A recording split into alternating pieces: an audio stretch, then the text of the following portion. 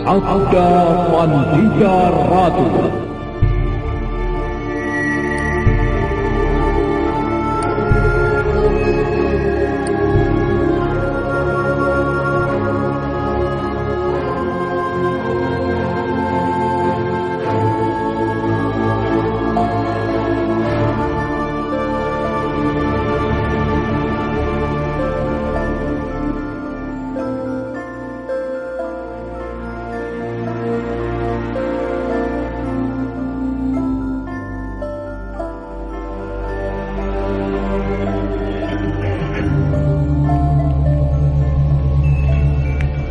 Kiai Pangon dan Joko Banyu mengikuti apa yang terjadi dengan perasaan tegang. Badrawati nampak mempermainkan ujung cambuknya dengan tangan kiri, sedang tangan kanannya siap mengayunkan. Sementara di arah timur rumah Kitoh Jali yang terbakar semakin berkobar. Kitoh Jali yang baru saja datang, baru teriak-teriak kehilangan kendali melihat keadaan rumahnya.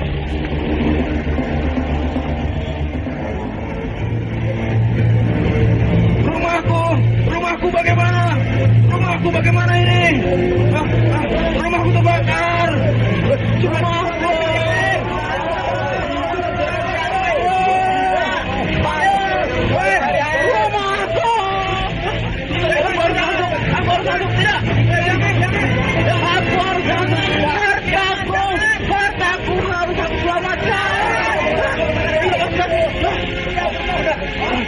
Lepaskan aku!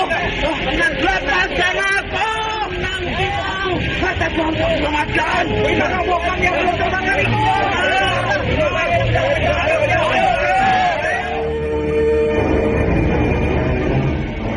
Adi Joko Banyu. Bagaimana, Kiai? Kau pergilah. Beritahu para pemuda. Suruh mereka menyalakan oncor mengepung tempat ini. Ya. Aku akan tetap berada di sini dan terus mengamati apa yang dilakukan orang-orang itu. Baik, Kiai Bangon. Agak cepat. Iya. Kekacauan terjadi di rumah Kitoh Jali yang terbakar. Beberapa orang berusaha sekuat tenaga untuk memadamkan api. Buah-buah tiang saka yang berdiri terpaksa diambrukkan untuk mencegah api menjalar ke bagian belakang. Sementara Kiai Pangon dari persembunyiannya terus memperhatikan apa yang terjadi dengan cermat.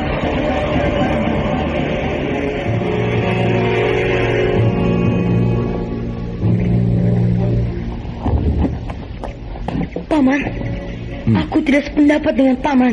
Tidak ada gunanya kita berbicara dengannya. Senjata kita yang harus bicara. Beri kesempatan kepadaku untuk berbicara dengannya, Badrawati. Untuk apa? Apalagi yang harus dibicarakan? Diamlah. Aku minta kau diam. Dan dengarkan, Badrawati. Baik. Akan tetapi, aku tidak akan pernah membatalkan niatku untuk memecahkan kepalanya dengan cambukku ini. Kau akan mendapat kesempatan itu nanti. Kisanak Pamegatsih. Tidak inginkah kau menjelaskan kepada kami berdua mengapa kau melakukan perbuatan yang tidak terpuji itu? Jangan sekedar tertawa, Kisanak. Jawablah. Kau ingin mengetahui mengapa aku melakukan perbuatan tak terpuji? Tak terpuji bagian yang mana, Kisanak? Dimanapun kau berada, kau selalu meninggalkan jejak yang berbau busuk. Dimanapun kau berada, selalu ada kisah gadis-gadis yang kau nodai dan kemudian kau campakkan begitu saja. Sedemikian luas daerah jelajahmu, hingga tidak jauh dari hutan Mentau pun kau juga meninggalkan cerita itu. Bukan main. Bukan main bagaimana? Rupanya kau tahu pula, Kisanak. Aku pernah berada di Mentau. Ya, aku senang. Aku senang karena apa yang kulakukan ternyata menarik minat perhatian kalian. Kau belum menjawab, Kisanak. Mengapa kau lakukan perbuatan terkutuk itu? Kau pernah mendengar sebuah kesukaan? Misalnya, orang yang betah berlama-lama memancing? Jika kau tanyakan kepada mereka, maka jawabnya adalah senang. Mereka merasa senang. Mereka mendapatkan kepuasan dengan memancing. Lalu, demikian juga denganku. Aku merasa senang dengan perbuatan itu. Aku mendapatkan kepuasan batin dengan melakukannya. Bahkan boleh aku katakan aku mendapatkan kepuasan batin yang luar biasa. Berdebah, ya! Tidak ada gunanya kita berbicara, Paman. Aku akan membunuhnya. Tahan dulu, Badrawati. Tahan dulu cambukmu.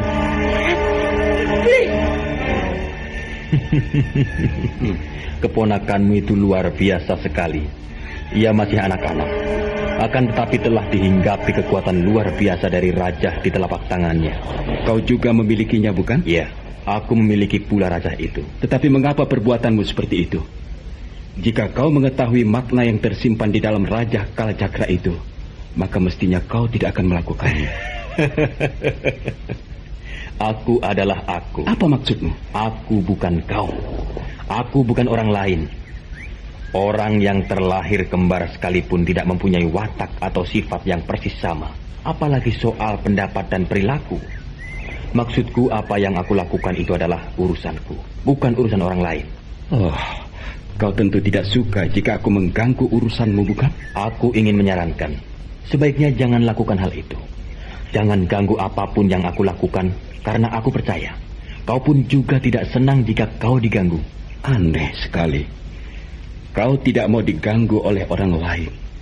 Akan tetapi bagaimana dengan perilaku perbuatanmu sendiri? Oh, itu kesenangan. Dan kau tidak bisa menyalahkan apa yang aku lakukan begitu saja. Kenapa? Tanyakan kepada mereka, para gadis itu. Apakah aku memperkosa? Tidak, aku tidak memperkosa mereka. Apa yang kami lakukan berlandasan pada rasa suka sama suka. Rupanya kau menggunakan tolok ukur kebenaranmu sendiri, Kisanak Pamagatsi. Kau hanya menggunakan benar menurut benarmu sendiri. Kau tidak senang orang lain mengganggumu. Akan tetapi pekerjaanmu mengganggu dan menyakiti orang lain. Lalu, kau mau apa? Karena kau memiliki Rajah Kalacakra. Seharusnya aku masih memberikan kesempatan kepadamu untuk menghentikan perilaku yang tidak terpuji itu. Namun nampaknya keponakanku Badrawati benar. Jika kau dibiarkan hidup, maka akan semakin banyak korban yang berjatuhan. Lalu? Ya, terpaksa kami berdua akan membunuhmu. Oh, kalian akan mengeroyokku? Menghadapimu, kami tidak perlu menggunakan ukuran-ukuran kejantanan, Kisanak. Tidak, Paman. Aku menata orang itu untuk bertarung secara jantan. Paman tidak perlu ikut campur. Aku akan menjajalnya. Aku ingin tahu, apakah ia mempunyai kulit yang cukup lihat untuk dihadapkan dengan cambukku ini? Keponakanmu itu, meski ia masih bocah, akan tetapi ternyata ia lebih menghayati perilaku jantan daripada kau, pamannya. Baik, aku terima tantangan bocah tengik. Siapapun yang mendapatkan bantuan dalam perang tanding ini berarti telah berperilaku pengecut.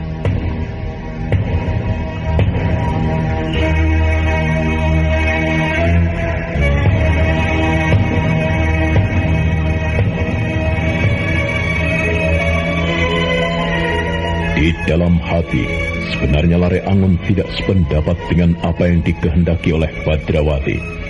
Bocah yang memiliki Rajah Kalacakra itu telah mengurai cambuknya. Sedang Pamagatsi yang telah merasakan kedahsyatan bocah itu tak mau meremehkannya lagi. Pamagatsi segera melolos senjatanya.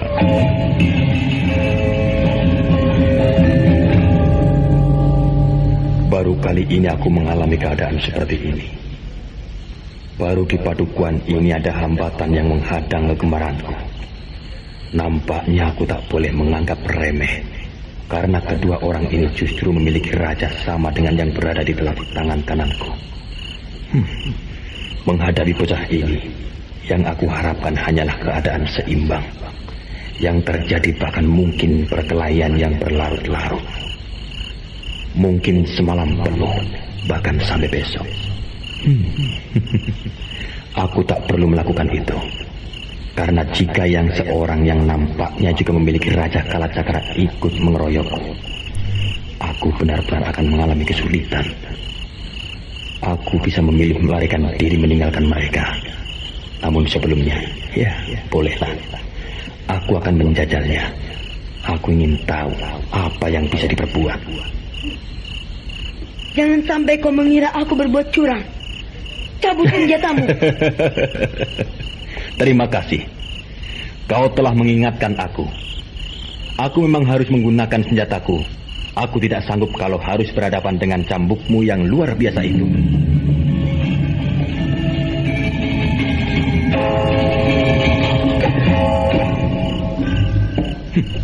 Nah, inilah senjataku.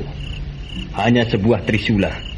Namun meski hanya sebuah trisula, senjata ini telah membantuku malang melintang tanpa tanding.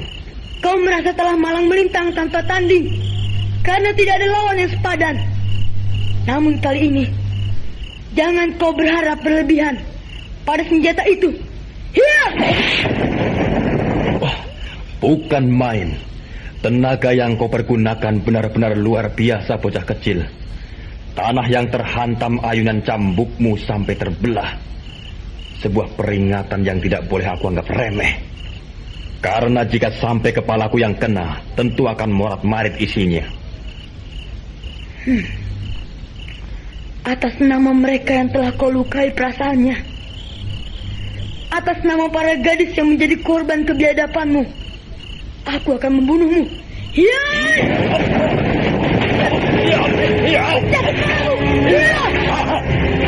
Angkat kepalamu sudah kening.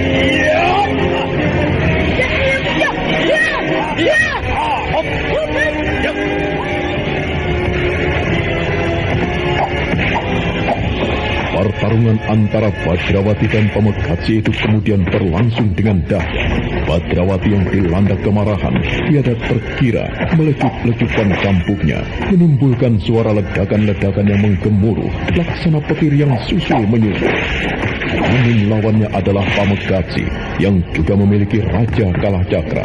Trisula yang dipegangnya berputaran dengan cepat bagaikan sebuah titiran, melindungi tubuhnya dengan rapat. Rai Pangon memandang pertempuran itu dengan mata terbelalak. Sebaliknya suara lecutan-lecutan cambuk itu ternyata terdengar sampai ke ujung-ujung pedukuhan, mengejutkan siapapun yang mendengarkannya. Apa yang terjadi di Jogobanyu? Ada pertempuran. Siapa yang bertempur itu? Ada dua orang tadi kenal yang membantu kita. Apa yang terjadi, Ki? Yang berkelahi itu orang yang kita cari. Cepat kumpulkan para pemuda. Semuanya suruh bersenjata dan nyalakan obor. Pertempuran yang terjadi itu kita kepung bersama-sama. Cepat kerjakan. Baik, Ki.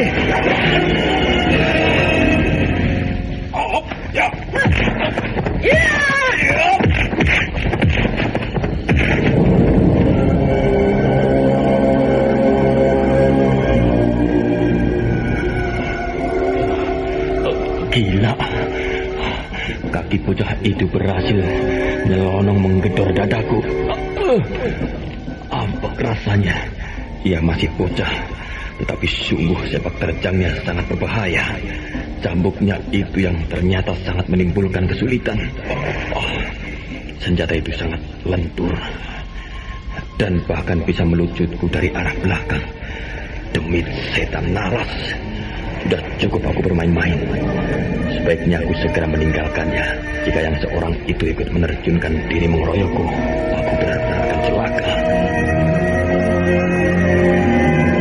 Paman Ariangun, aku tahu apa yang sudah dipikirkan oleh kembaran itu. Dia sedang mencari kemungkinan untuk dapat melarikan diri, Paman. Tolong bantu jaga agar dia tidak menggunakan kemungkinan itu, Paman. Jangan khawatir, Badrawati. Aku akan menjaganya. Wah, bocah itu seperti mampu menebak apapun yang sedang aku pikirkan.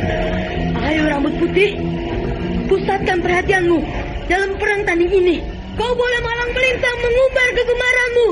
Kalau kau bisa melangkahi mayatku, jangan simpan sumpah serapah hanya dalam hati. Tak perlu sungkan-sungkan. Kalau kau ingin misuh, misuhlah. Keparat. Bagus. Kedengarannya menyenangkan sekali.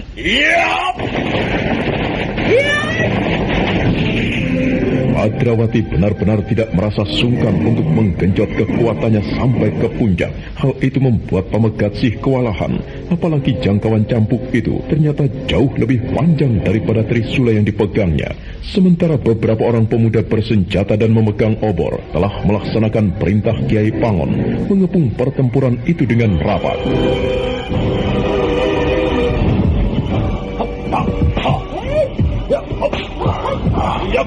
Bagaimana perkembangannya, Kiai Pangon? Sebagaimana kau lihat, mereka sekarang berperang tadi. Yang seorang itu paman dari si bocah. Ya, nama bocah itu nampaknya Badrawati. Dan ia menyebut pamannya Laryangun. Wah, pertempuran yang mengerikan. Aku tidak pernah membayangkan ada pertempuran yang dahsyatnya seperti itu. Masing-masing mampu bergerak cepat dan mampu melenting seperti belalang. Wah, apa yang bisa kita lakukan? Rasanya kalau anak-anak muda itu ikut menerjunkan diri, mereka justru bisa menjadi korban. Kau benar. Kita percayakan saja usaha untuk menangkap atau menghabisi rambut putih itu kepada bocah dan pamannya itu. Ya. Namun demikian, para pemuda tetap diminta untuk memagari perang tanding yang terjadi. Obor dinyalakan semuanya. Baik, Kiai.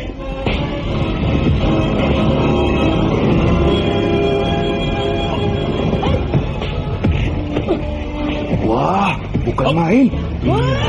Yang seorang berambut putih, yang seorang masih bocah. Bahkan lebih muda dari keponakan. Mengapa mereka bertempur? Tanyakan saja pada mereka. Suruh berhenti dulu perkelahiannya. Ngawur mo. Sayang sekali. Mereka bergerak terlalu cepat, sehingga aku sulit melihat wajahnya. Terutama aku ingin mengetahui seperti apa wajah orang yang berambut putih itu. Mampus kau! Ya! Barat, iya.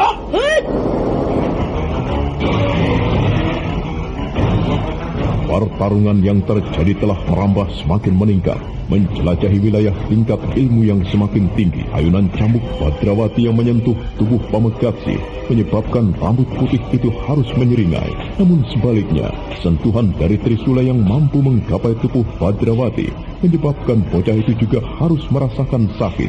Kedua orang yang mengadu uletnya otot itu saling melenting dan mengambil jarak. Napas mereka tersengal-sengal.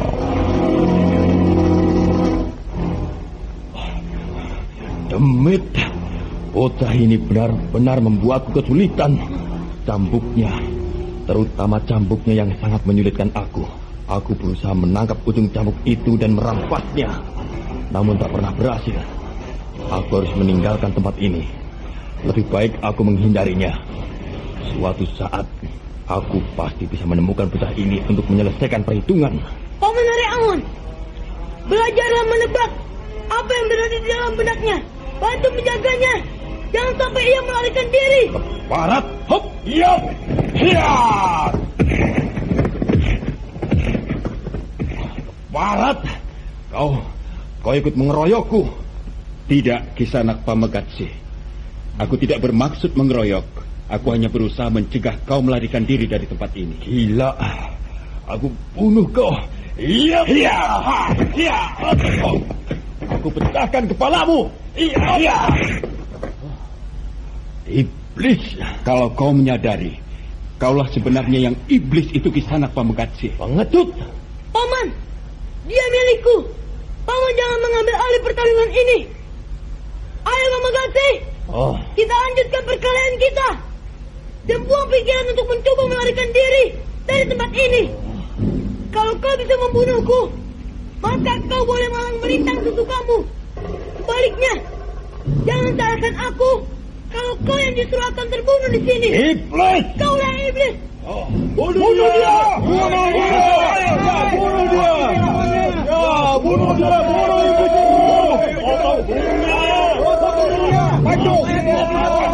Kau dengar itu, rambut putih. Mereka menuntut agar kau dibunuh. Sadarkah kau sekarang betapa banyak orang yang marah kepadamu dan menuntutmu agar dihabisi?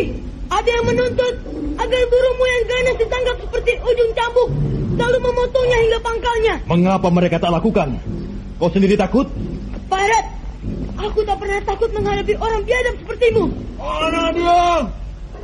Mana dia orang yang telah menodai anakku?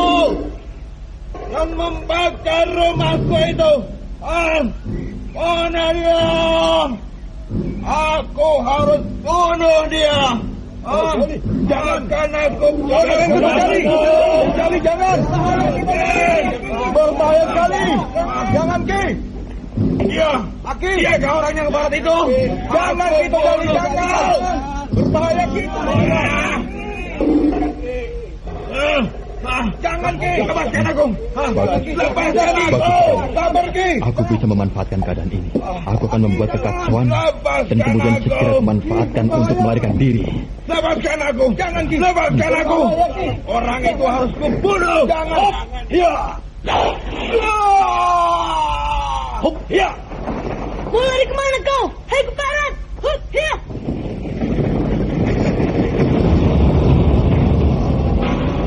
Apa yang terjadi berlangsung dengan sangat cepat. Dengan tidak terduga-duga, Pamekatsih melempar sebuah senjata rahasia. Benda berbentuk cakram itu melesat menerjang dada kanannya. Kitoh Jali terputar dan ambruk, sementara Badrawati segera mengejar Pamekatsih yang melarikan diri.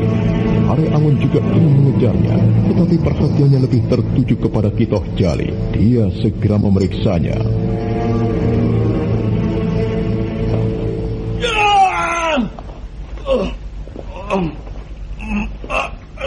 Mati aku, dadaku.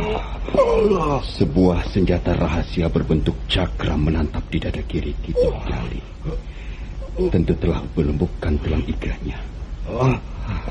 Mati aku. Tahan Kisanak. Aku akan mencabut cakram ini dari dadamu.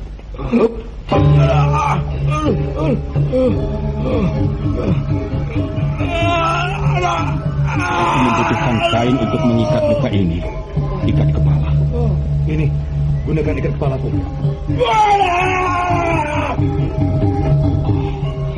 Dia pingsan. Aku harus mengunci beberapa simpul saraf serta aliran darahnya agar orang ini tidak kehabisan darah.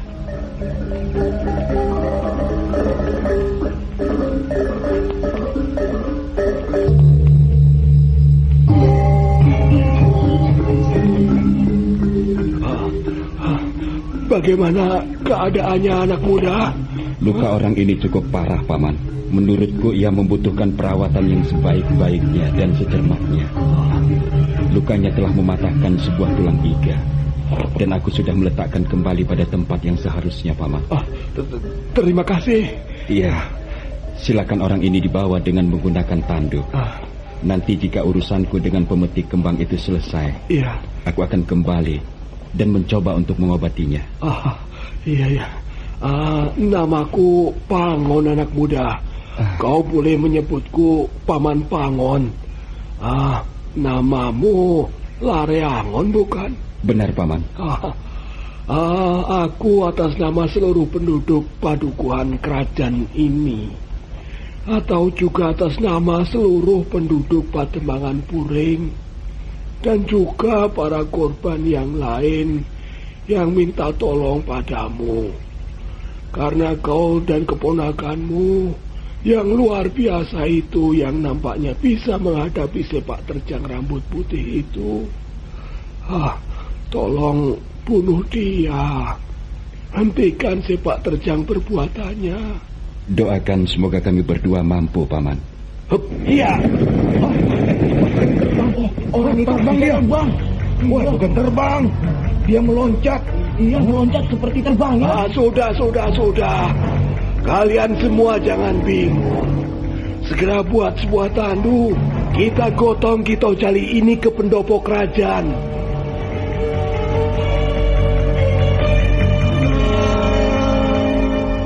Dengan cekatan, para pemuda segera membuat tandu dari bambu.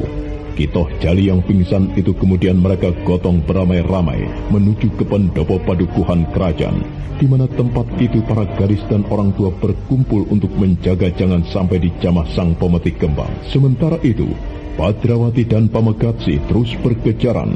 Dengan cambuknya, Badrawati menggait kaki Pamekatsih.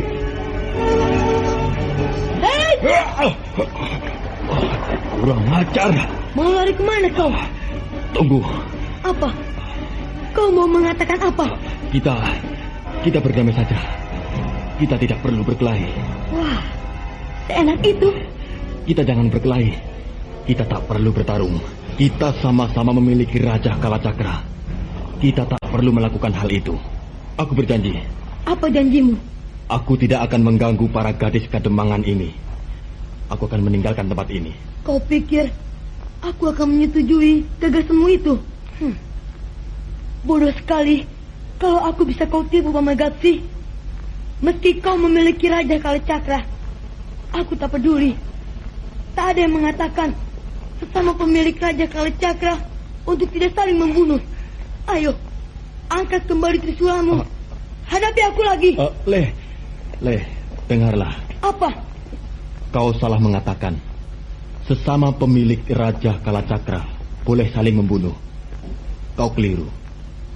Aku tahu bahwa kita memiliki sebuah tugas yang harus dikerjakan. Bukankah benar demikian? Tidak perlu. Perbuatanmu yang amat terkutuk itu telah menyebabkan tugas yang kau emban itu gugur. Kau tak perlu memikirkannya lagi. Yang perlu kau pikirkan sekarang adalah menghadapi aku. Mereka yang memiliki Raja Mata Durga itu tentu tertawa menyaksikan apa yang kita lakukan. Sesama pemilik Raja Kalacakra justru saling membunuh. Cukup.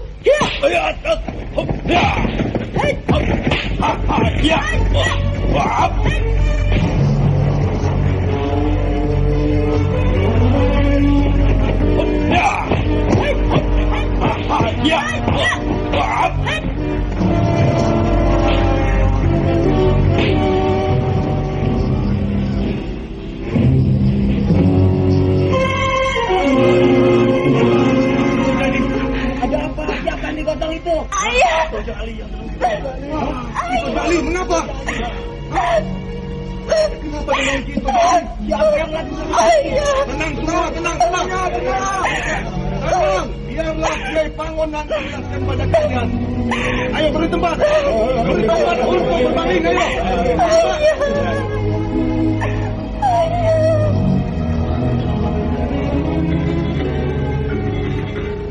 Pandopo padukuhan kerajaan itu kemudian gempar. Pepetan menangis sejadi-jadinya mendekap ayahnya yang terbujur beku. Hani, Mangesti, dan Sesanti berusaha untuk menenangkan dan menghibur gadis malang itu. Kiai Pangon kemudian berdiri. Semuanya diam untuk menerima penjelasan atas apa yang terjadi.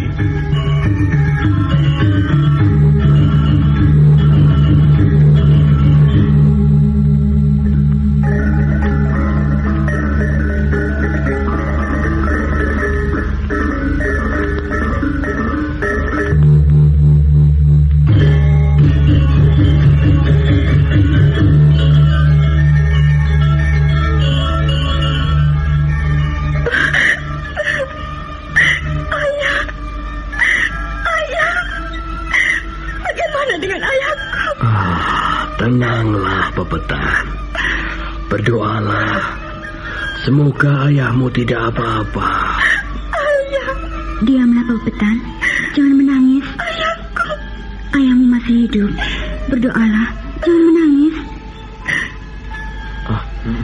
Kami mendengar terjadi terbakar. Ya. Benarkah itu, Kiai? Benar. Wah, rumah kita Jalian terbakar. Siapa yang membakarnya, Kiai? Aku tahu. Kalian semuanya merasa penasaran. Aku akan menceritakan kepada kalian apa yang aku ketahui. Coba. Aku minta kalian tenang, ya? Iya. Ayah. Sudahlah. Tenanglah, Pepetan. Lihat, ayahku akan bercerita.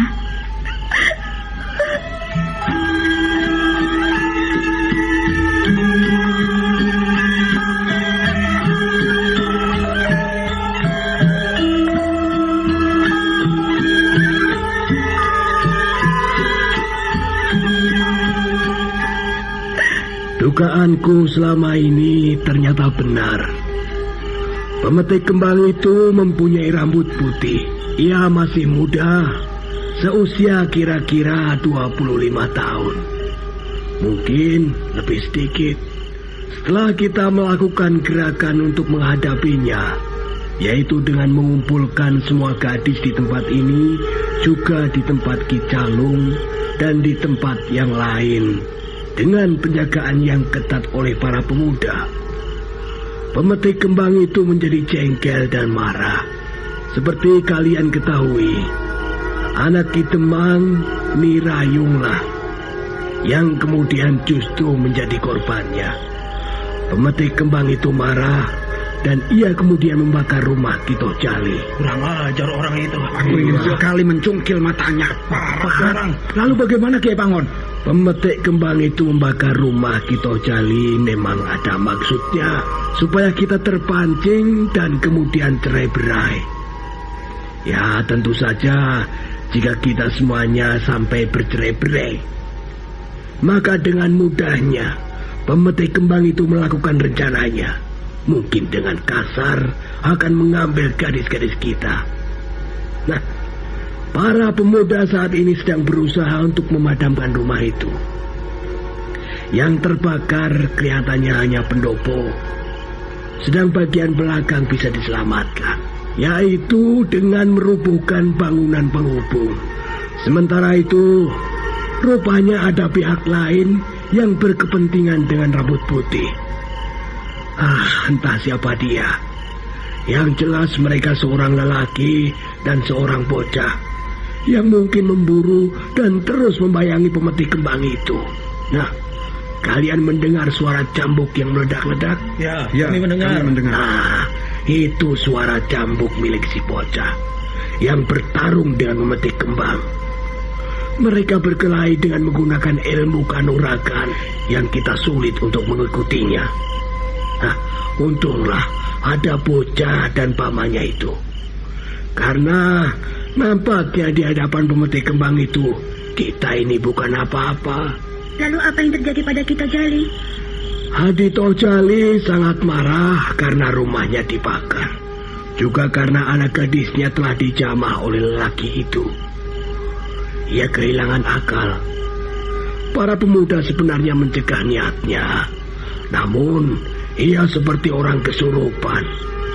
Dan pemetik kembang yang sedang bertanding dengan bocah itu melemparkan sebuah cakram mengenai dada kiri Ki Tojali.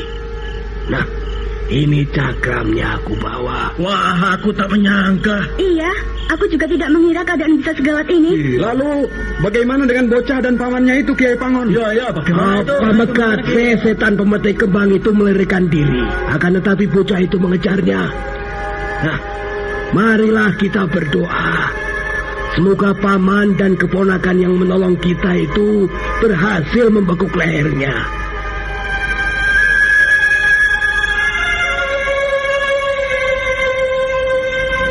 Penjelasan Kiai Pangon itu benar-benar menggemparkan seisi pendopo.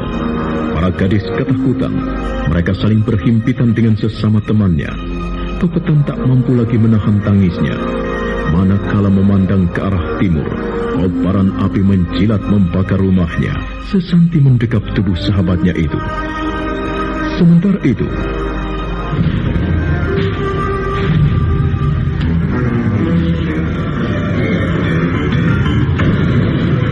jangan mencoba-coba lari dari arena perkelahian ini. Kau tidak akan bisa melakukannya. Iya.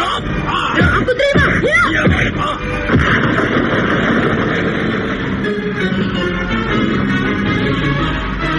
Setan kau anak tengik. Kau adalah setan. Aku tidak telaten dengan pertarungan macam ini. Baik, kalau begitu, apa maumu? Jangan salahkan aku. Kalau kau sampai lumat di tanganku, Kau akan menggunakan kekuatan pamungkas. Kau akan menggunakan kekuatan Raja Kala Cakra yang ada di telapak tanganmu itu. Boleh. Aku tak keberatan. Dan aku akan mengimbangi apa maumu.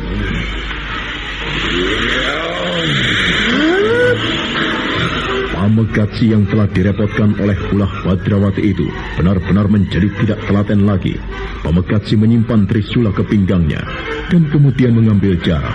Pamegatsi menggosok-gosokkan tangannya. Tangan kanan yang tergenggam itu pun kemudian mengepul. Badrawati yang menyadari apa arti dari apa yang dilakukan Pamegatsi itu juga mempersiapkan diri. Kekuatan puncak dari Raja Kalacakra itu tersalur melalui cambuknya. Badrawati mengangkat cambuknya, sedang Pamegatsi mempercayakan cukup pada tangannya.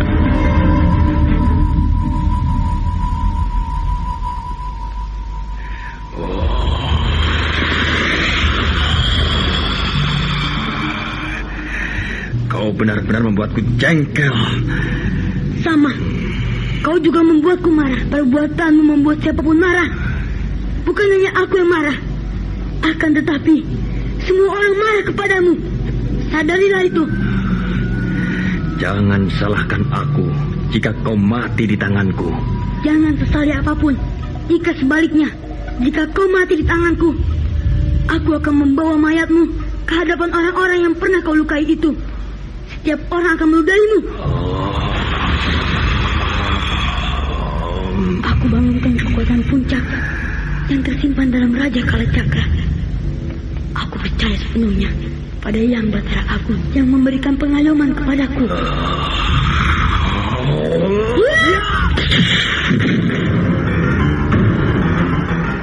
Yang terjadi benar-benar luar biasa.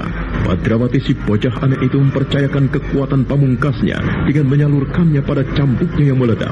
Manakala Pamegatsi melayang, lecutan cambuknya menyongsong dada lelaki berambut putih itu. Pamegatsi nampak menggeliat karenanya, namun ia tetap melayang menghantamkan tangannya kepada Badrawati. Badrawati terjengkang, dan bersamaan dengan tubuh Pamegatsi yang ambruk pula di tanah.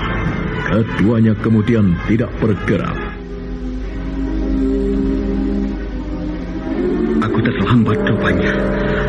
Badrawati dan Pamegatsi telah menggunakan ajian pamungkas. Ya, aku harus memeriksa Badrawati.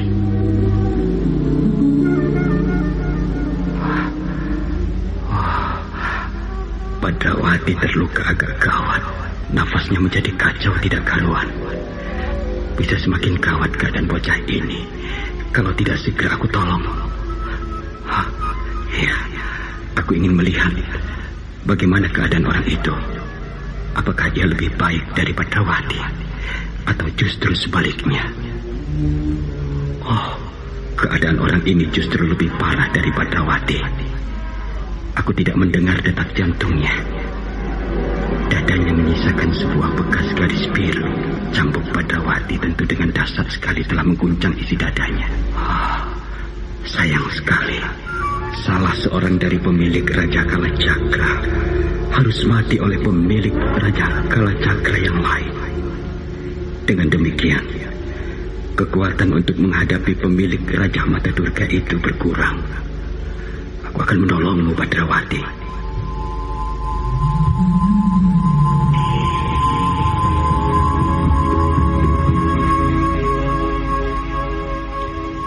Lare Angon segera memangku kepala Badrawati. Dibusainya rambut bocah yang telah menempuh perjalanan sangat panjang dengan dirinya itu. Lare Angon kemudian menempelkan tangan kanannya pada telapak tangan kanan Badrawati. Kedua wujud Raja Kalacakra itu saling melekat. Kabut lamat-lamat muncul dari telapak tangan itu, dan kekuatan dari tangan Lare Angon kemudian mengalir.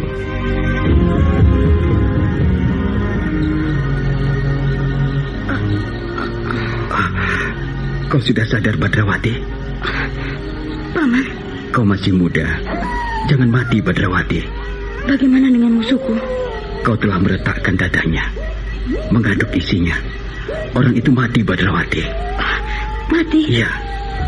Oh, syukurlah. Sebelumnya aku memang sudah mengira ayunan cambukku pasti akan dapat mengakhirinya. Aku salurkan segenap kekuatanku ke dalam cambuk itu. Aku merasa menang karena juntai cambuk itu panjang. Sebelum kekuatan dahsyat orang itu menimpaku, aku telah mengurangi kekuatannya. Ternyata aku berhasil. Aku sarankan kepadamu, sebaiknya bersemadilah, Badrawati. Kau tenangkan nafasmu yang masih belum tertata, juga detak nadimu yang kacau balau. Jaga aku, Paman. Aku akan melakukannya. Jangan khawatir. Aku akan menjagamu, Badrawati. Badrawati duduk bersila memuja semadi. Lare Angon hanya memandangi apa yang dilakukannya. Namun sementara itu, di dalam hati Lare Angon tak habis mengerti memikirkan keadaan yang terjadi, bahwa sesama pemilik Raja Kalacakra bisa saling berbunuhan. Itu membuat hatinya resah.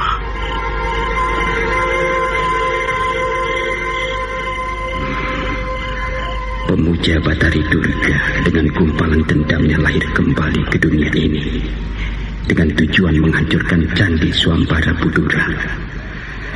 Namun seorang maharesi mengejarnya, ikut lahir pula. Sayang sekali, kelahiran mereka dalam waktu yang sangat berbeda. Pemuja Durga itu sekarang hadir sebagai sosok perempuan dewasa yang mampu malang melintang, sedang titisan sang maharesi itu hanya bisa menangis karena ia masih bayi. Durga dikawal oleh 3 orang pemilik Raja Trinetra atau 3 mata Durga, sedang bayi itu dikawal oleh 5 orang pemilik Raja Kalacakra. Yang aku tidak habis mengerti, begitu mudahnya pemilik Raja Kalacakra itu mati. Pacar Keling gugur sebelum menaikkan tugasnya sampai tuntas. Dan yang lebih memalukan lagi, Pamekarsih. Mengapa ia berperilaku seperti itu? Ia memiliki Raja Kalacakra, akan tetapi mengapa memiliki perbuatan yang sangat tidak terpuji dengan kegemarannya menodai gadis-gadis, yang akhirnya ia mati di tangan Badrawati, mati di tangan sesama pemilik Raja Kalacakra. Ini keadaan yang benar-benar gila dan sulit diterima akal. Bagaimana Badrawati? Sudah, Paman. Kita kembali ke pendopo padukuhan yang sedang kisruh tadi. Kita usahakan untuk menolong nasib Kito Jali, dan kemudian kita segera menuju ke Nusa Kambangan. Berita tak sedap ini harus dilaporkan kepada Kameswara. Benarkah orang itu sudah mati, Paman? Aku telah memeriksanya. Jantungnya telah berhenti berdetak, Badrawati. Aku ingin meyakinkan hal itu, Paman. Terserah. Benarkah orang ini sudah mati, Paman? Benar. Belum, Paman. Oh. Orang ini belum mati. Minggir, Paman. Badrawati, apa yang akan kau lakukan? Aku akan menyempurnakan kematiannya. Tunggu, Badrawati. Kau tidak boleh melakukan itu, jangan. Aku harus yakin.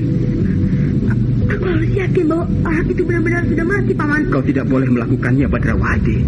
Hanya orang yang pengecut saja yang akan melakukan hal itu. Jangan halangi aku, Paman. Badrawati, kau tidak boleh melakukan. Orang ini sudah mati. Bahkan seandainya masih hidup seperti yang kau katakan, maka ia harus dilindungi, Badrawati. Paman lupa dengan bagaimana perbuatan orang ini. Paman lupa bagaimana dengan perbuatannya. Paman, perbuatan orang ini benar-benar biadab. Tidak ada kata-kata yang pantas dan sesuai lagi untuk menggambarkan kebiadabannya. Diamlah kau, Badrawati. Aku tidak akan membiarkanmu melakukan perbuatan rendah semacam itu. Aku akan meyakinkan apakah orang ini belum mati seperti katamu. Kalau sudah mati, kau tidak perlu berlaku tidak pantas terhadap sesosok mayat. Hanya serigala saja yang mencabik-cabik mayat dan kemudian memakannya. Sebaliknya, kalau ternyata masih hidup, kau juga tidak perlu menyempurnakan kematiannya. Karena di samping tidak pantas kau bersikap demikian terhadap seseorang yang sudah mati dan sudah kau kalahkan, serta tidak mampu berbuat apa-apa lagi, maka kita harus membawanya menghadap Kameswara. Ingat, Badrawati, orang ini memiliki Raja Kalacakra. Aku yakin, kalau tidak disempurnakan kematiannya, orang ini justru akan menimbulkan kesulitan. Dan aku sulit membayangkan bekerja sama dengan orang semacam ini, Paman. Sudah, Badrawati, duduklah kau dan bersikaplah tenang. Aku akan memeriksanya.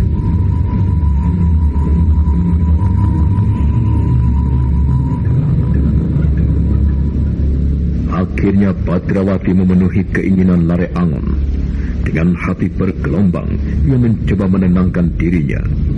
Lare Angon kemudian segera memeriksa tubuh Pamegasi. Meski tubuh itu sudah tidak bernapas dan jantungnya tidak lagi berdetak, namun rabaan tangan Lare Angon memang merasakan adanya sesuatu yang aneh.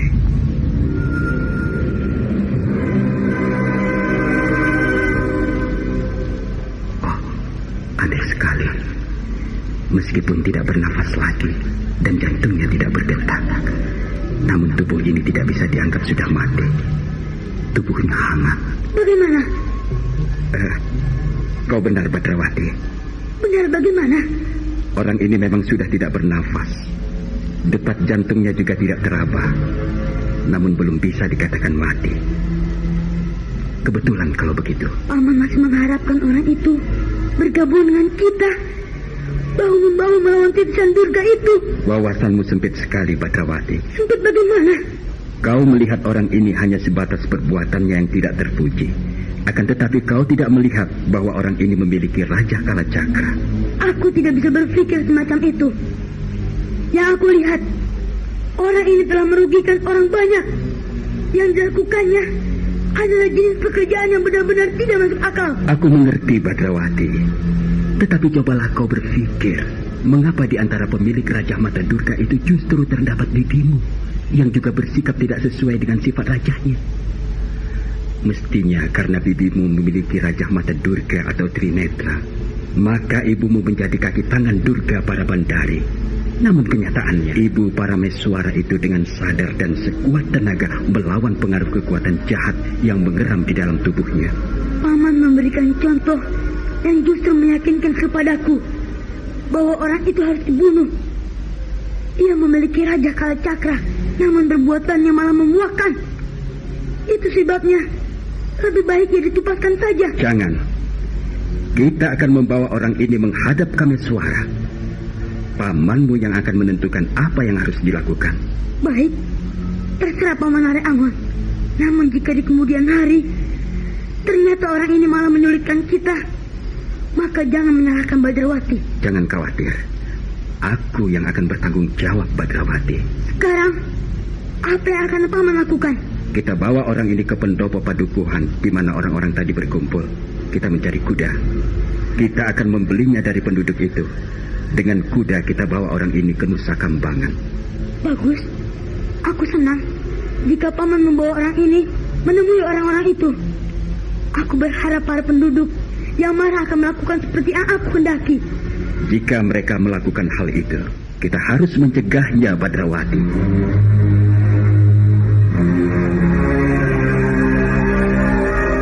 Sang waktu bergeser menusuk ke pusat malam.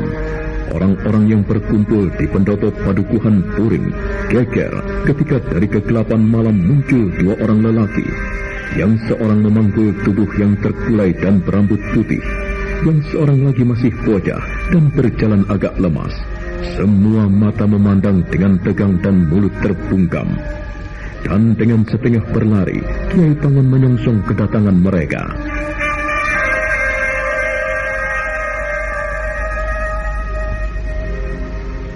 Kau berhasil, anak muda. Berkat pangestu Paman, orang ini berhasil ditangkap.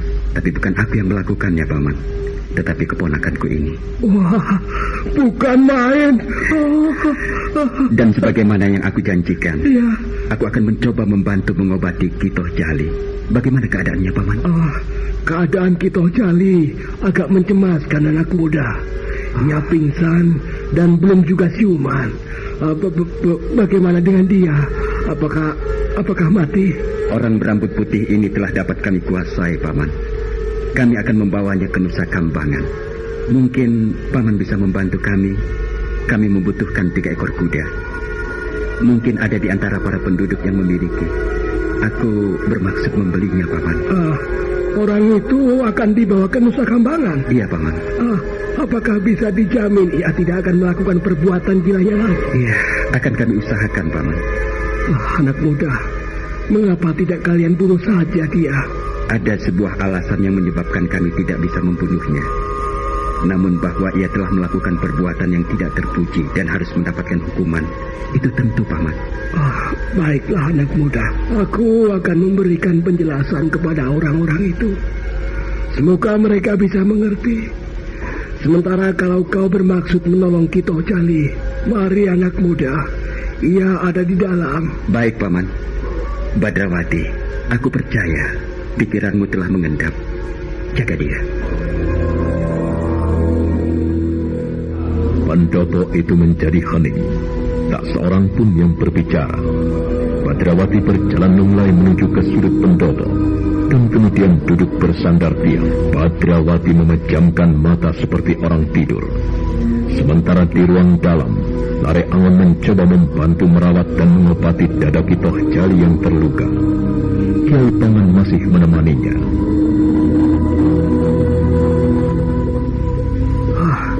Bagaimana keadaannya anak muda? Syukurlah, senjata lempar berwujud cakram itu ternyata tidak menjamah bagian dalam, Paman. Jika mengenai jantung misalnya, Iya. maka tubuh Kitoh Jali ini pasti sudah membiru. Cakram itu masih ada, Paman. Ini anak muda. Boleh aku minta benda itu? Oh, tentu boleh. Ini terimalah. Terima kasih. Dan sekarang, izinkan aku sendirian di sini, Paman. Silahkan anak muda.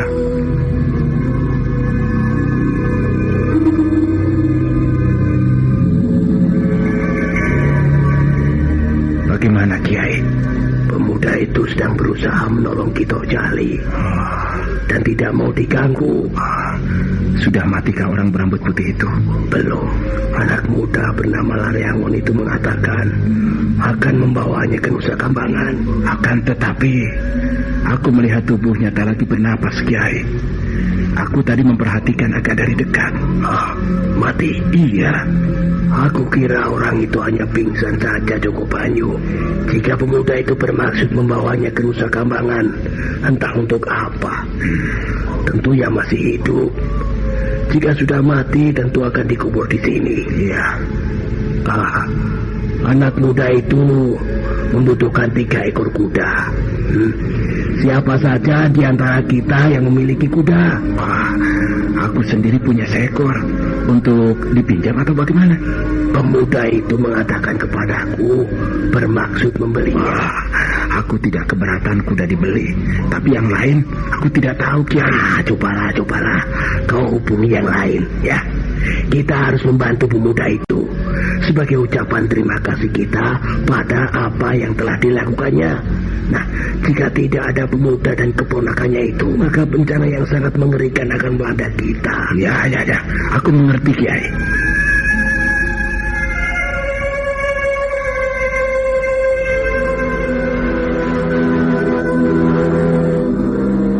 Gejolak yang ditahan terus akan tiba saatnya tumpah dan bahkan meledak. Demikian juga dengan beberapa orang yang berada di pendopo itu. Beberapa orang pemuda semula hanya saling pandang dan dari tatapan mata mereka tersirat rasa geram. Sesekali mereka melirik pada tubuh berambut putih yang tergeletak.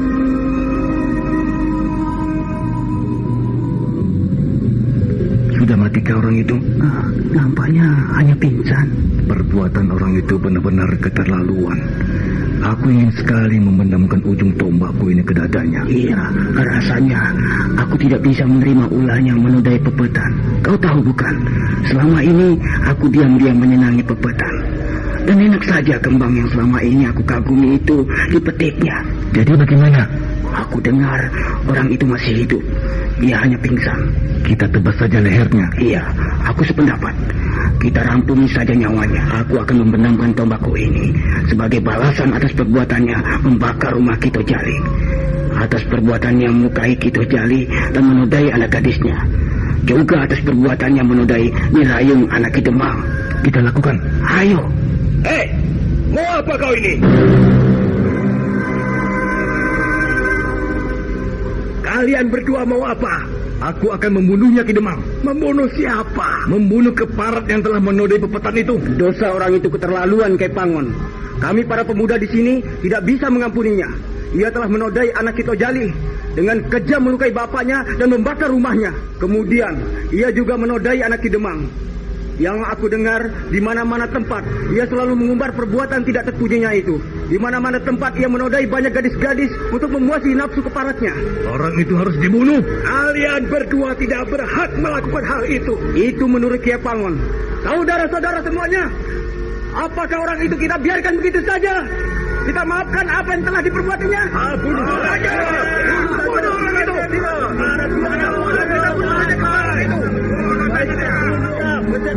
Ya, bunuh saja. Hei saudara-saudara, tenang saudara-saudara. tenang. Aku harap kalian tenang. Tenang! Tenang! Ya!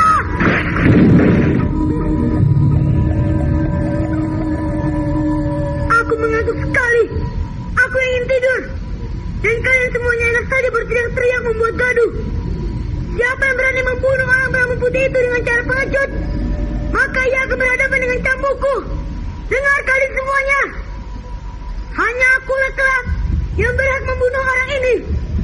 Orang lain tidak boleh melakukannya, kecuali aku. Ayo, siapa yang ingin melawan aku? Siapa yang ingin membunuhnya? Lawan aku dulu.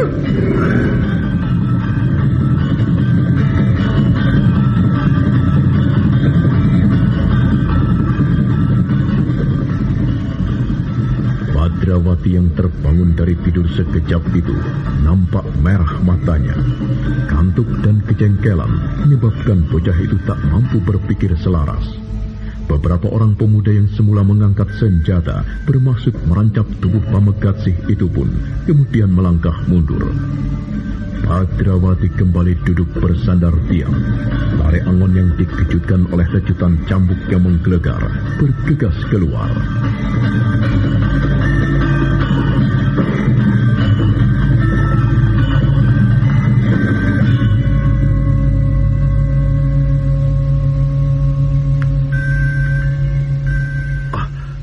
Ada apa, Badrawati?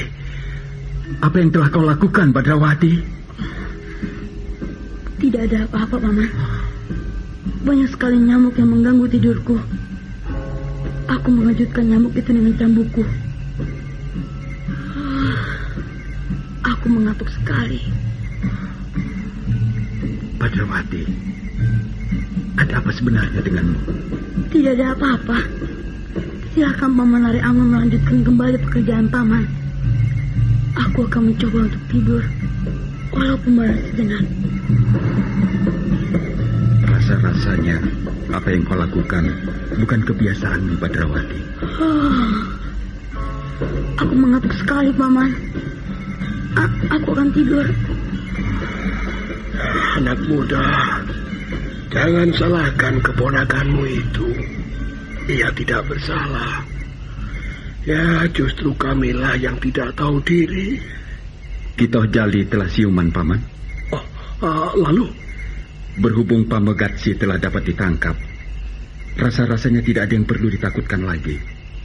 Paman mungkin bisa menyarankan kepada orang-orang ini untuk kembali ke rumah masing-masing. Ya. Kalian mendengar sendiri. Pemetik kembang yang membuat kita semuanya ketakutan telah berhasil ditangkap. Dengan demikian, berarti tidak ada yang perlu membuat kalian gelisah lagi. Kalian boleh kembali ke rumah masing-masing. Mula-mula tidak ada yang bergerak. Namun demikian Kiai Pangon memerintahkan sekali lagi. Maka beberapa orang pun kemudian berdiri.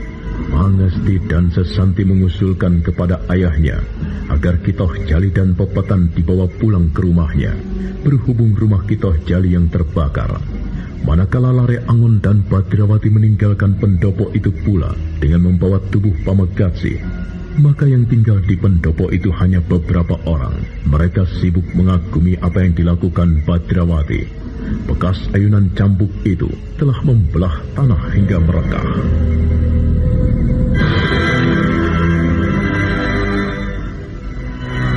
Bukan main.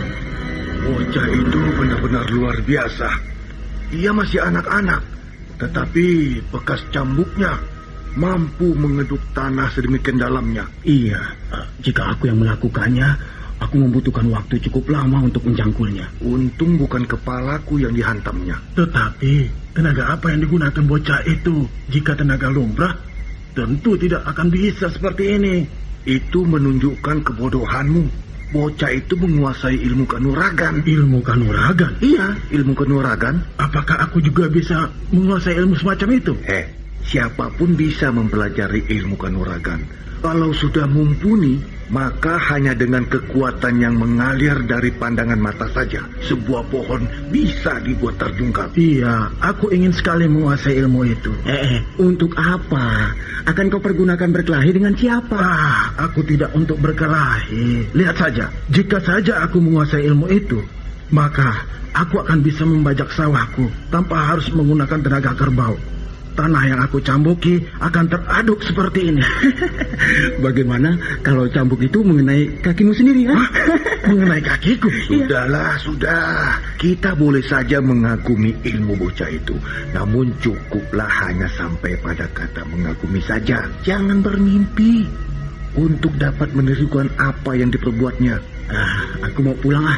Ayo, siapa yang mau berjalan bersama aku? Aku masih ingin tinggal di sini. Apa yang akan kau lakukan? Aku masih ingin mengagumi tanah yang terbelah ini. Kalau aku tidak melihat dengan mata dan kepalaku sendiri, aku sulit mempercayai betapa sebuah cambuk yang diayunkan sanggup membelah bumi. Oh, Joko Banyu, benar Ki Demang. Kau sedang melakukan apa? Aku sedang mencari kuda, Ki Demang. Maksudku, ada orang yang membutuhkan kuda, Ki Demang. Ada apa? Bagaimana perkembangan di sana? Pemetik kembang itu telah berhasil ditangkap. Lalu, siapa yang berhasil menangkap? Bukan penduduk kita, Ki Demang. Akan tetapi seorang pemuda dan seorang keponakannya. Keduanya menguasai ilmu kanuragan. Kedua orang itulah yang membutuhkan kuda untuk membawa tawanannya menuju ke Nusa Kambangan. Jadi, di mana pemetik kembang itu sekarang? Sekarang dia berada di rumah Kiai Pangon. Oh, pemuda dan keponakannya itu? Iya, saat ini juga berada di rumah Ki Pangon. Mereka menunggu kuda yang sedang mereka butuhkan. Dipinjam? Dibeli, Ki Demang. Ambil saja kudaku, dua-duanya. Berikan kepada pemuda yang telah membantu Kademangan ini. Tidak usah dibeli. Ki Demang memberikan? Iya. Dan aku ingin bertemu dengan mereka. Aku juga ingin melihat seperti apa wajah orang yang telah menjamah anakku itu. Jika Ki Demang telah berhadapan dengan pemetik kembang itu, apakah yang akan Ki Demang lakukan? Aku sudah merasa puas jika aku dapat meludahinya. Kalau begitu, mari Ki Demang.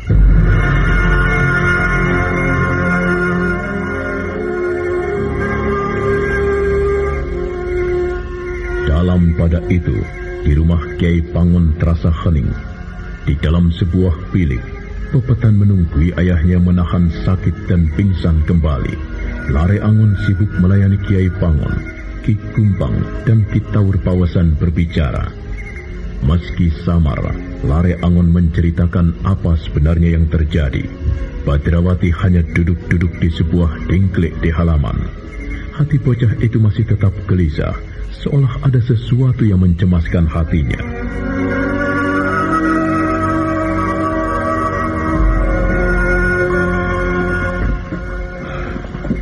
Pepetan. Ayah Siuman. Di mana kita, Pepetan? Aku tidak mengenal bilik ini. Kita berada di rumah Ki Pangon, Ayah. Di rumah Kakang Pangon? Iya. Mengapa kita berada di rumah Kakang Pangon, Pepetan? Rumah kita terbakar, Ayah. Iya. Aku ingat. Rumah kita terbakar. Keparat yang menodaimu itu yang membakarnya. Ia juga yang melukai dadaku. Kata pemuda bernama Lare Angon itu, Ayah pasti sembuh. Bagaimana dengan si rambut putih itu, Ndok? Orang itu telah berhasil ditangkap, Ayah. Dia sekarang diikat di pendapa rumah Ki Pangon. Ayah jangan bangun. Aku ingin melihat seperti apa wajahnya. Sudahlah, Ayah. Ayah berbaring saja. Aku ingin meremuk kepalanya. Sudahlah, Ayah.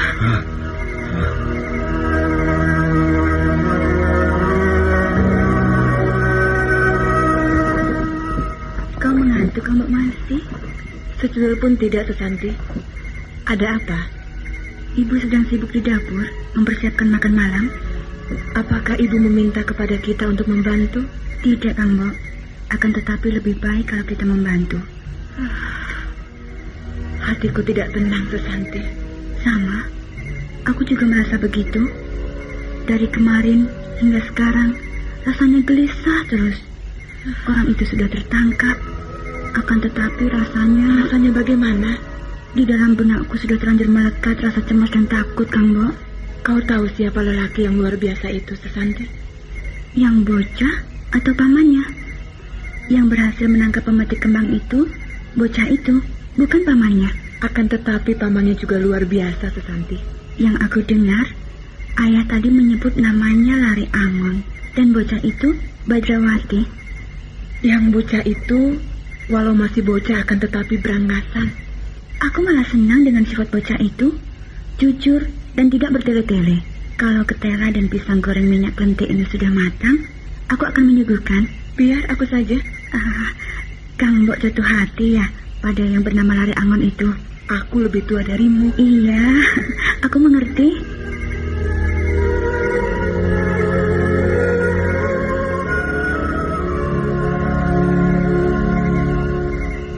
Badrawati terus mondar-mandir di halaman rumah Kiai Pangon. Sesekali Badrawati mendekati tubuh Pamegatsi yang teronggok bagaikan benda yang tak berguna. Badrawati merasa semakin penasaran. Badrawati yakin jika Pamegatsi belum mati, meski tidak ada detak jantung dan tarikan napasnya. Perhatian Badrawati dipecahkan oleh hadirnya Ki Demang dan Jogo Banyu yang masing-masing menuntun seekor kuda. Badrawati hanya memperhatikan kedatangan Ki Demang itu dari kejauhan. Kiai Pangon kemudian menerima kedatangan Ki Demang.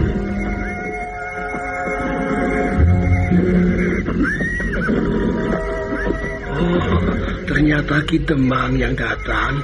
Benar, Kiai. Mana dia? Dia siapa, Ki Demang? Aku dengar manusia paling tamak di dunia itu sudah ditangkap. Lelaki yang menodai anak gadisku itu berhasil dipekuk. Benarkah? Benar, Ki Demang. Pemuda ini dengan keponakannya yang berhasil menangkap mereka. Mana dia? Itu, Ki Demang. Parat.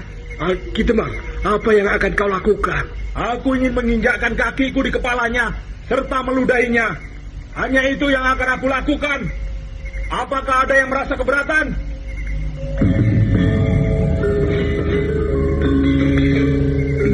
Lari Angon memberi isyarat kepada Kiai Pangon sebagai tanda tidak keberatan. Ki Demang yang geram luar biasa itu meludahi wajah Pamegatsi dan kemudian menginjaknya. Telapak kakinya yang kotor itu diusap-usapkannya tepat pada wajah Pamegatsi. Sekali lagi Ki Demang meludahinya.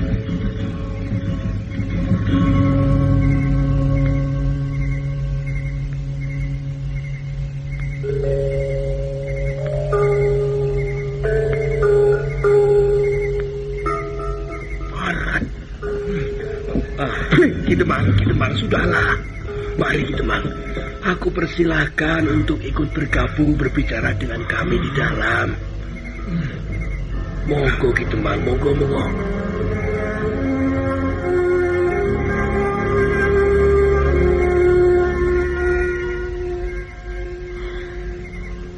Wajar sekali jika Ki Demang bertindak seperti itu. Orang tua mana yang bisa ikhlas bencana mengerikan menimpa anaknya?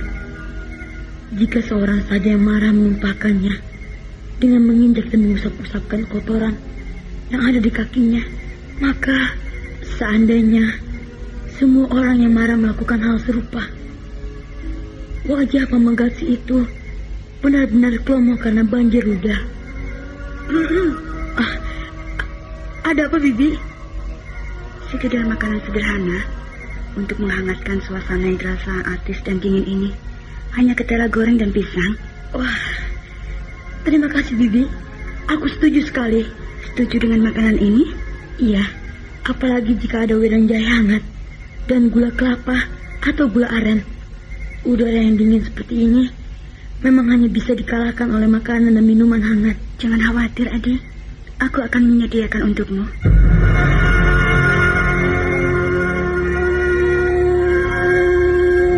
Sesanti merasa senang karena ternyata Badrawati bersikap ramah dan terbuka kepadanya. Sesanti bergegas kembali ke dapur dan menceritakan kepada kakak dan ibunya. Ayo, habiskan saja, Adik. Kalau masih kurang, nanti aku buatkan lagi. Terima kasih, Kang Bo. Meski mulut ini terlampau bernafsu, akan tetapi perut tetap juga ada batasnya. Jika masih juga dipaksakan untuk diisi, justru akan menjadi sebah. Udang jahe ini siapa yang membuatnya? Kenapa? Rasanya lezat sekali. Aku kira wedang jahe dimanapun ya seperti itu, Adi Badrawati. Tetapi yang ini rasanya lain. Lega rasanya di badan, mampu membuat tubuh menjadi hangat. Rasa kantuk pun kemudian hilang. Kantuk yang tadi menganduli kepalaku sekarang entah pergi kemana. Perginya tanpa pamit lagi. Wedang jahe itu menjadi enak mungkin karena udara dingin. Kalau makanan ini tentu Kang Bomangsti yang membuatnya, bukan? Kau tahu juga namaku, Adi Badrawati? Banyak yang sudah aku ketahui. Walaupun aku datang di padukuhan Puring ini beberapa saat yang lalu. Padukuhan ini bernama kerajaan, bukan? Iya, benar. Padukuhan kerajaan ini merupakan padukuhan induk dari beberapa padukuhan yang lain yang ada di sebuah kademangan. Kademangan Puring ini dipimpin oleh seorang demang yang mempunyai anak gadis bernama Nirayung. Dan secara pribadi, hubungan antara Ki Demang dengan orang tua Kang Bo kurang begitu bagus. Benarkah demikian? Ya, tidak salah, Adi Badrawati. Dan aku tidak merasa heran kau cukup banyak tahu tentang kedemangan kami. Mengapa Kang Bo tidak merasa heran? Karena kau bocah yang luar biasa.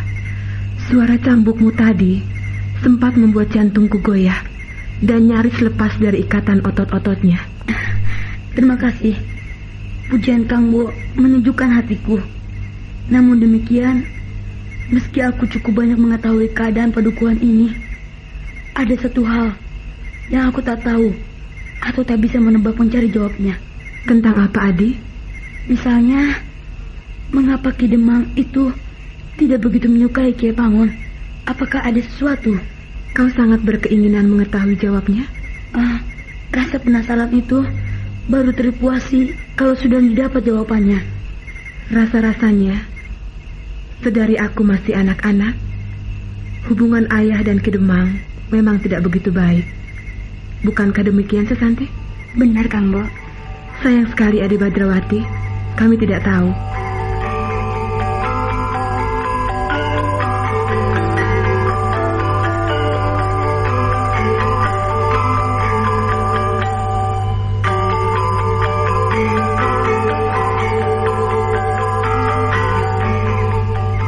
Tidak apa, Kang Bo. Namun yang penting, mulai saat ini kelihatannya sikap Ki Demang telah berubah. Sebuah peristiwa yang mengejutkan telah menjadi pengalaman yang baik dan mungkin tidak akan pernah dilupakan oleh Ki Demang. Orang tua mana yang bisa menerima anak gadisnya celaka? Bukankah demikian, Kang Bo? Iya, benar, Adi Badrawati. Dan aku pikir kami semua merasa berhutang budi kepadamu. Kau masih anak-anak. Umurmu mungkin belum ada 12 hingga 13 tahun. Akan tetapi kau, ayah mengatakan kau sakti mandraguna. Itu terlampau berlebihan, Kang Bo. Benar pamanmukah orang itu, Adi? Orang yang mana? Banyak orang di sana, Kang Bo. Maksudku yang kau panggil dengan sebutan Lare Angon. Iya. Ia memang pamanku. Adik dari ibuku yang telah tidak ada. Pamankulah yang selama ini telah menjadi pengganti orang tuaku. Kemana-mana, aku selalu mengikutinya. Kalau aku bersalah, pamanku tentu memarahiku habis-habisan. Aku lihat pamanmu sebenarnya tidak galak. Kepada orang lain memang tidak galak. Akan tetapi, hanya kepadaku. Kepadaku galaknya bukan main. Kalau penyakitnya yang satu itu sudah kumat, aku benar-benar kewalahan. Tetapi bukankah kau berilmu tinggi? Kau bisa melawan pamanmu? Kau ini bagaimana, Sesanti? Kau mengajari bocah untuk berani kepada pamannya? Bukan itu maksudku, Kang Bo. Karena ia pamanku, maka aku memang harus menurut kepadanya. Pernah pada suatu ketika, aku mencoba melawannya. Namun, pamanku itu menghajarku hingga babak belur. Dengan ilmu kanuragan yang kau miliki, bukankah kau bisa melawannya? Pamanku mempunyai ilmu kanuragan yang jauh melebihi ilmuku. Paman Muka yang mengajarimu ilmu berkelahi, Badrawati? Benar, ia pamanku. Sekaligus pula ia guruku. Ia masih muda? Iya, pamanku memang masih muda dan tampan. Besok kalau aku sudah dewasa, aku juga akan menjadi pemuda yang tampan. Bahkan lebih tampan dari pamanku. Paman Nare Angon bertubuh kurus seperti orang yang kurang makan. Besok aku tidak. Aku harus berbadan tegap dan gagah. Dan karena itu, besok aku akan disukai gadis-gadis. Kau sudah membayangkan seorang gadis, Badrawati? Paling tidak, aku lebih senang berbicara dengan kamu berdua daripada dengan pamanku itu. Pamanmu sudah berputra berapa, adik? Anak? Iya.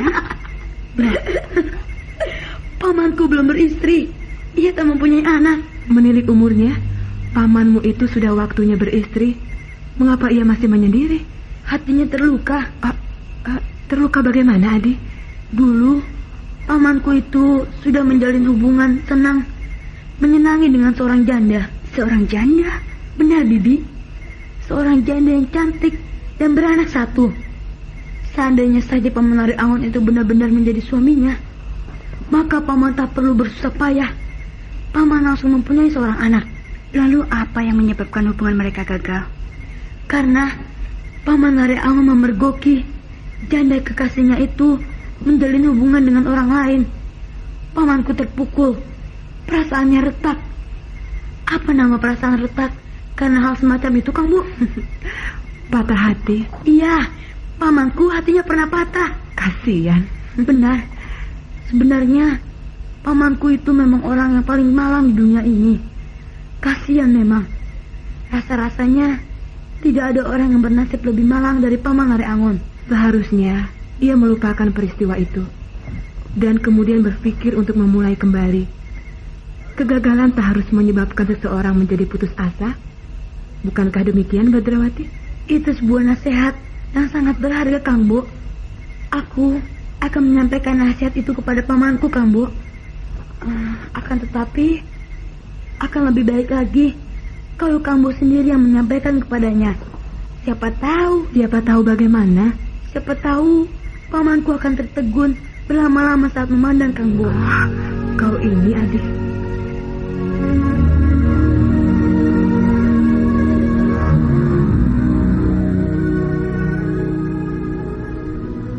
Perbincangan antara Badrawati, Mangesti dan Sesanti masih terus berlangsung. Sedemikian larutnya mereka berbicara sehingga tidak tahu bahwa telah terjadi sesuatu pada tubuh Pamekasi, sang pemetik kembang berambut putih yang tergeletak di sebuah sudut. Kehangatan telah mengalir di tubuh yang semula sudah tak bernapas itu, merangsang jantungnya untuk mulai berdetak meski perlahan. Bahkan paru-parunya pun mulai memompa diri, menghisap udara. Di ruangan dalam, Ki Demang Puring merasa telah tiba waktunya untuk mengeluarkan isi hatinya.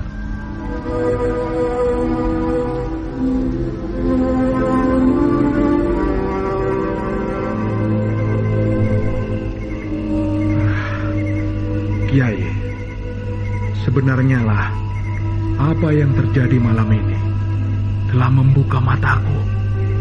Selama ini aku terlampau angkuh. Sebagian orang mengatakan aku adalah seorang Demang yang sombong. Aku hanya bisa bergaul dan dekat dengan orang-orang yang tertentu saja.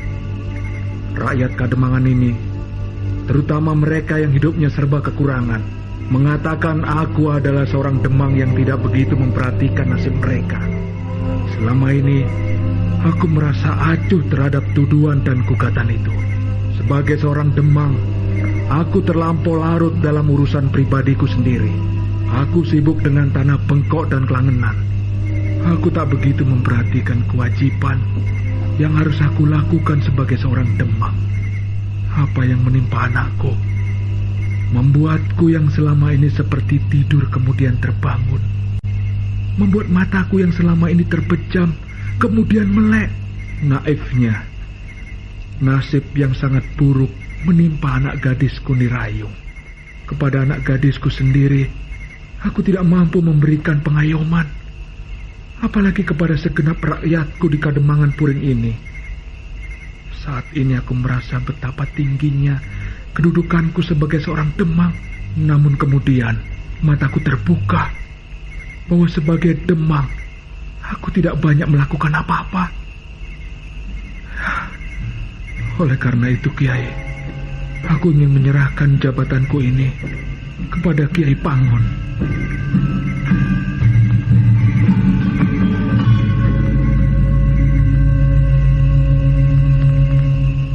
Kiai Pangon, ya, aku menyerahkan jabatanku kepadamu.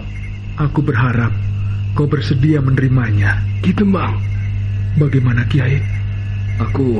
Aku tidak bisa menerima jabatan itu. Aku menyerahkan jabatan ini dengan ikhlas karena aku kemudian tahu kau lebih memperhatikan orang lain, lebih mendahulukan orang lain daripada aku. Ki Demang, kau tidak bisa menyerahkan jabatanmu begitu saja. Jabatan Demang merupakan jabatan yang tidak boleh diberikan kepada orang lain, seperti semudah memberikan seekor kuda atau apapun yang bersifat kebendaan. Untuk menjadi Demang diperlukan beberapa persyaratan khusus.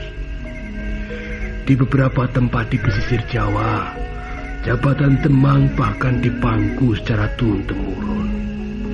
Di beberapa tempat yang lain, jabatan Demang diperebutkan dengan memilih beberapa orang jago. Aku sekedar mengingatkan kepadamu, Ki Demang, bahwa kau tidak boleh menyerahkan jabatanmu begitu saja. Yang berhak menyerahkan jabatan itu bukan kau. Akan tetapi tidak bisa meninggalkan mufakat musyawarah. Di samping itu, tidak pernah terbersit secuil kecil pun di dalam hatiku untuk memiliki atau milik terhadap jabatan itu, Ki Demang. Sama sekali tidak. Aku lebih senang menjadi Pangon daripada menjadi seorang Demang. Kiai tidak bersedia menerimanya? Tidak. Aku tidak mungkin menerimanya. Aku telah melakukan suatu kesia-siaan jika aku tetap menjabat sebagai Demang. Belum dan tidak, Ki Demang. Aku katakan belum karena kau masih belum berbuat. Dan aku mengatakan tidak karena kau juga belum melakukan sesuatu. Ki Demang, apa yang terjadi ini membuka matamu dan sekaligus membuka mata kita semuanya. Menjadi sebuah pelajaran yang sangat berharga. Selama ini ada atau kekurang rukunan di antara pedukuhan-pedukuhan. Persaingan yang tidak sehat dan sia-sia. Ketika kemudian dibenturkan pada keadaan tak terduga, yaitu dengan munculnya orang yang berambut putih itu, kita baru menyadari bahwa untuk menghadapi bahaya apapun, jawabannya hanya satu, yaitu kerukunan. Jika kita rukun dan bersatu, maka keadaan apapun sulitnya akan bisa kita hadapi. Naifnya, Kiai. Selama ini sikapku bahkan tidak mendorong ke arah itu, Kiai. Jika Ki Demang merasa demikian, ya itu bagus. Itu merupakan sebuah pengakuan untuk mawas diri. Dengan demikian, Ki Demang segera dapat mengubah sikap. Kiai, aku bersungguh-sungguh. Aku minta... Jangan, Ki Demang. Tidak baik kau melakukan hal itu dalam keadaan semacam ini. Tetapi, aku sendiri merasa tidak pantas. Kalaulah demikian, maka segeralah mengadakan perubahan-perubahan, Ki Demang. Aku yakin segenap penduduk masih membutuhkan Ki Demang untuk memimpin Kademangan Puring ini. Jika aku tetap merasa tidak mampu, janganlah merasa seperti itu, toh Ki Demang. Dan seandainya kau tetap pada pendirianmu, kau harus mengundang sebuah pertemuan dan membicarakannya. Aku sendiri secara pribadi menyarankan agar kau tetap pada jabatanmu itu sekarang.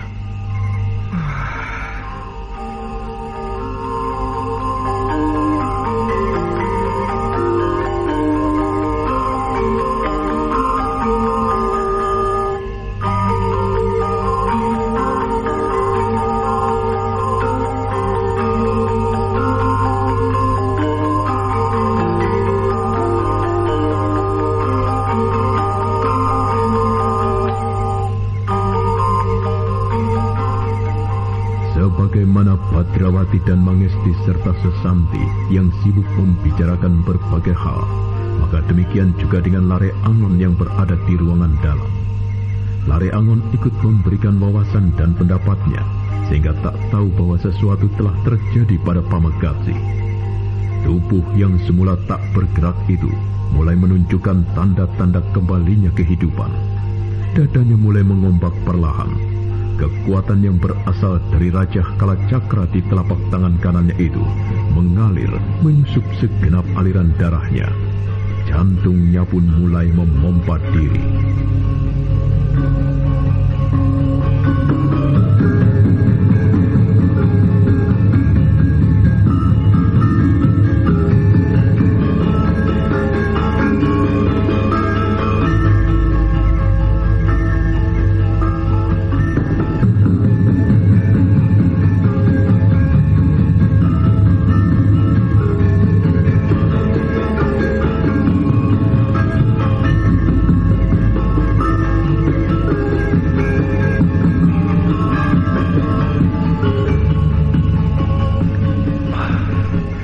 Di mana aku ini?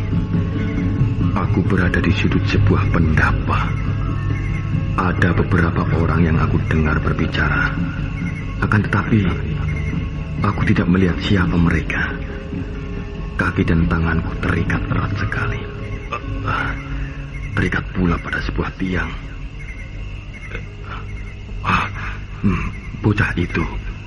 Bocah kecil itu. Ia mengayunkan cambuknya menyongsong dadaku. Sebuah guncangan yang sangat berat serasa meremuk jantungku. Lamat-lamat aku seperti mendengar suara bocah itu berbicara riang dengan suara perempuan. Keparat. Rupanya bocah tengik itu berhasil mengalahkan aku, dan aku diikat seperti binatang. Bagaimana kisah selanjutnya? Apa yang akan dilakukan oleh Pamekazi? Dan bagaimana pula dengan Badrawati dan Lare Angon? Saudara pendengar, untuk mengetahui jawabannya, ikutilah kelanjutan kisah ini dalam seri berikutnya. Sampai jumpa.